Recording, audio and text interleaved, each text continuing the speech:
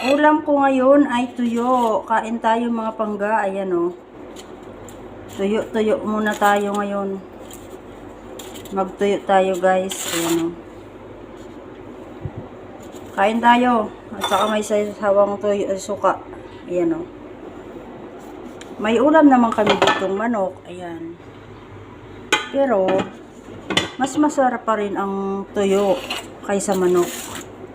Hindi ko pagpapalit ang tuyo guys sa manok. Kain tayo. Mas maganda kasing mag-ulam ng medyo maalat-alat. Marami akong nakakain.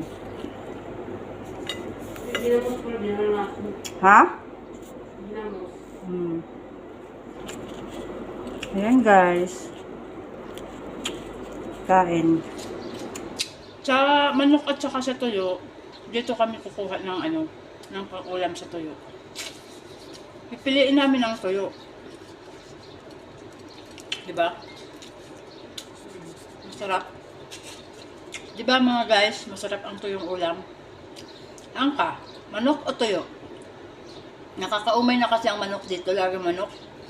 Manok, karne. Yung tuyo, bibihira lang kaming kumain. Makaulam. Kaya sa tuyo na lang kami. Diba?